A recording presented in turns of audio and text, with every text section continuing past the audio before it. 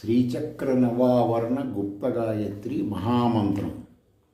ఓం హ్రీం ఓం కయ్యేయీల ఐం హ్రీం ఐం పీతవర్ణాయ విద్మహే ఐం క్లీం సౌః హసక హల క్లీం హ్రీం క్లీం పద్మహస్తాయ ధీమహి ఐం ఈం ఔః సకల శ్రీం హ్రీం శ్రీం తన్నో మహాలక్ష్మి ప్రచోదయాత్.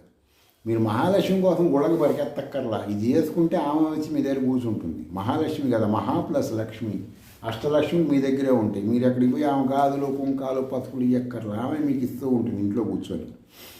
సరే, ఇప్పుడు ఈ శృతి ప్రామాణికంగా ఇది చేసుకోవటం వలన మీకు వచ్చే ఫలితాలు చాలా అద్భుతంగా ఉంటాయి. ఎలా ఉంటాయండి అద్భుతాలు? వీటిలో మాకు ఏదైనా కాస్త అర్థమయ్యేటట్టు చెప్పండి. అంటే మహా అన్నదానముతో జనులను సంతోషపెట్టగా మహా అన్నదానం. అన్నదానం అంటలేదు, మహాన్నదానం అంటే కొన్ని లక్షల మందికి పెట్టేది. ఆ వచ్చే బెనిఫిట్స్ ఎంతకాలం ఉంటాయో కరెక్ట్గా ఎవరు చెప్పలేడు. ఎక్కువ కాలం ఉండవని, తక్కువ కాలమే ఉంటాయి అన్నమాట. తర్వాత ఈ స్వామీజీల ఆధ్వర్యంలో మీరు కొన్ని యజ్ఞాలు హోమాలు చేసి దేవతలని సంతృప్తి పరవటం, టీవీల్లో వాటిని వీటిలో చూసి అబ్బో మీరు ఆనందపడుతూ స్వామీజీ వచ్చాడు, పట్టు చీర వేసాడు, హోమగుణాలు ఇవన్నీ మీరు అనుకుంటూ ఉంటారు కదా, మా చేత చేయించాడు.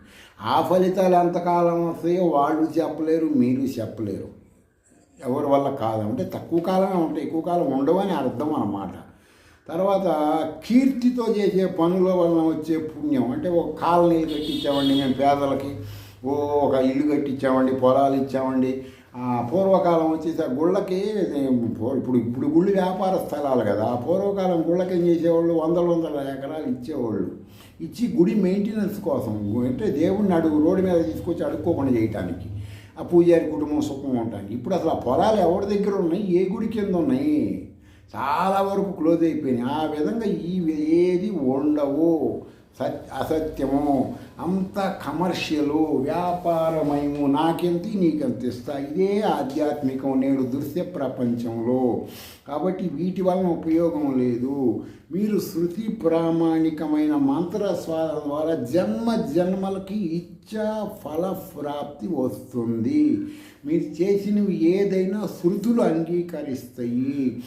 మీరు అంటే మీరు స్వయంగా ఒక మంత్ర సాధన చేసి పురస్చరణ చేసిన హోమం బెనిఫిట్స్ వేరు, మీరు వెళ్ళేదో డబ్బులు కట్టి ఏదో కాసిన గుండంలో వేసినవి బెనిఫిట్స్ వేరు. ఇవన్నీ కరెక్ట్ కాదు కదా. మీరు చేసిందే సత్యం అవుతుంది. ఇవే శృతులు అంగీకరిస్తాయి.